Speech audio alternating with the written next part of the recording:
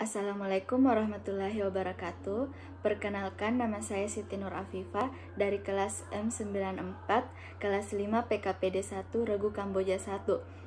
Pada kesempatan kali ini saya akan mereview beberapa materi, di antaranya pioneering, sejarah kepramukaan, dan juga LKBB. Yang pertama yaitu pioneering. Pioneering adalah salah satu teknik dalam kepramukaan dalam penggunaan tongkat dan tali yang nantinya akan membentuk menjadi sebuah objek atau model seperti bangunan kreatif, menara kaki 3, menara kaki 4, dan lain sebagainya. Kemudian yang kedua yaitu tali temali. Dalam kepramukaan banyak orang yang mencampur adukan antara tali, ikatan, dan juga simpul. Akan tetapi hal tersebut berbeda. Seperti simpul adalah hubungan antara tali dengan tali, ikatan yaitu hubungan tali dengan dengan objek atau suatu benda, seperti tali diikatkan pada tongkat. Kemudian tujuan pioneering yaitu untuk menambah informasi, menambah ilmu, mengasah kemampuan peserta kepramukaan dalam merancang suatu objek sederhana yang nantinya akan dipakai dan diterapkan pada kehidupan sehari-hari pada saat dan sesudah kepramukaan. Kemudian ada manfaat pioneering. Yang pertama yaitu memupuk rasa kebersamaan, kekompakan, kerjasama antar teman pramuka. Yang kedua yaitu bisa digunakan pada saat-saat genting dan juga P3K. Yang ketiga yaitu mengasah kemampuan otak kita dalam menentukan atau merancang suatu objek. Kemudian ada beberapa macam simpul, yaitu simpul hidup, simpul mati, simpul jangkar, simpul anyam berganda, simpul tombat, simpul ujung tali, simpul kembar, simpul tangga dan tali, simpul anyam berganda, dan juga simpul tarik. Dan ada beberapa macam ikatan, yaitu ikatan palang, ikatan kaki 3, ikatan silang, ikatan cangga atau sering disebut dengan sambung tongkat. Baik, saya akan mereview materi sejarah pramuka di dunia. Sejarah pramuka di dunia dimulai pada awal abad 20. Baden-Powell dikenal sebagai pemrakarsa gerakan kepramukaan di dunia. Pada tanggal 25 Juli 1907, Baden-Powell menjabat sebagai Letnan Jenderal Tentara Inggris, mengadakan perkemahan pramuka di Pulau Bronsea, Inggris. Pada tahun 1908, ia menulis buku Scouting for Boys tentang prinsip dasar kepramukaan. Peluncuran buku tersebut menjadi cikal bakal lahirnya gerakan pramuka. Sejak itu sudah banyak muncul organisasi kepramukaan. Gerakan pramuka tidak hanya dikenal di Inggris, akan tetapi di negara-negara lain di dunia. Awalnya, gerakan pramuka hanya didominasi oleh laki-laki, tetapi sejak tahun 1912 muncul organisasi pramuka Girls Guide. Organisasi kepramukaan di dunia terus berkembang. Pada tahun 1916, berdiri organisasi pramuka usia siaga bernama Coba atau Anak Serigala. Di tahun 1918, Powell mendirikan Rover Scout untuk kelompok remaja usia 17 tahun. Pada tahun 1922, Baden-Powell menerbitkan buku Rovering to Success atau Mengembara Menuju Sukses. Pada 30 Juli sampai 8 Agustus 1920, untuk pertama kalinya diadakan Jambore Dunia. Kegiatan ini diadakan di Olympia Hall, London, dengan dihadiri sekitar 8.000 anggota pramuka dari 34 negara yang hadir.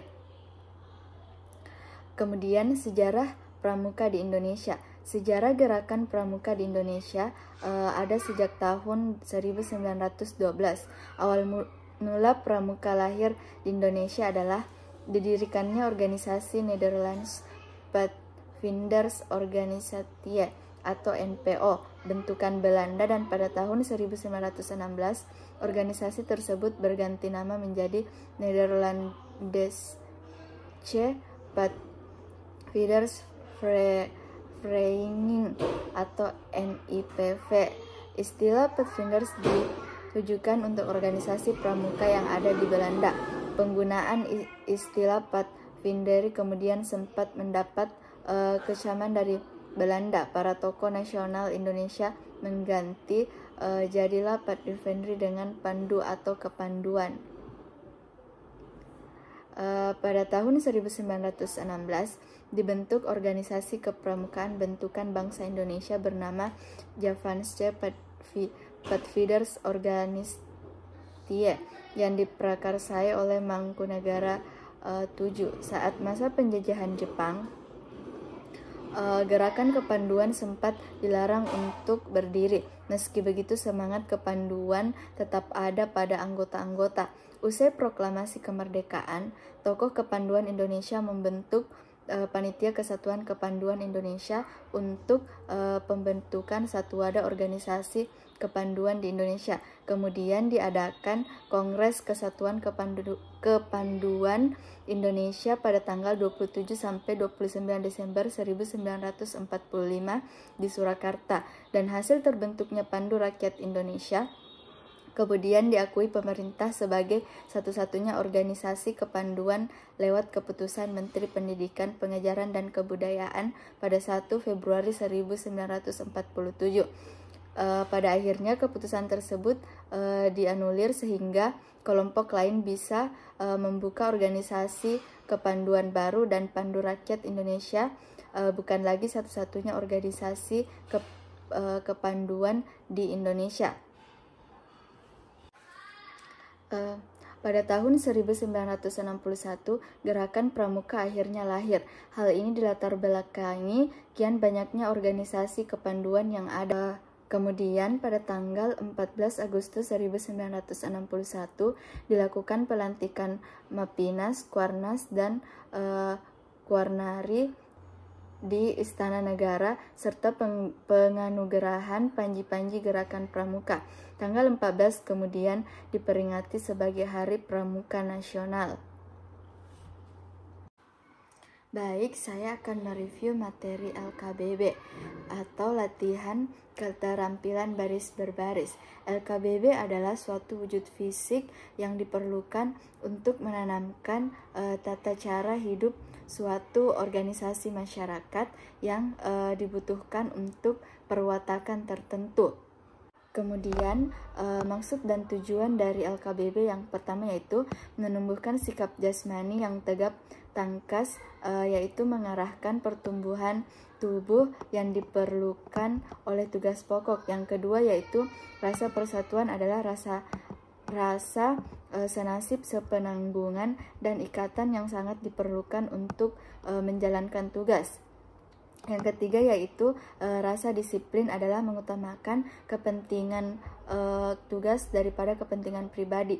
Kemudian yang empat yaitu rasa tanggung jawab adalah keberanian untuk bertindak yang mengandung resiko untuk dirinya tapi menguntungkan tugas. Selanjutnya yaitu aba-aba.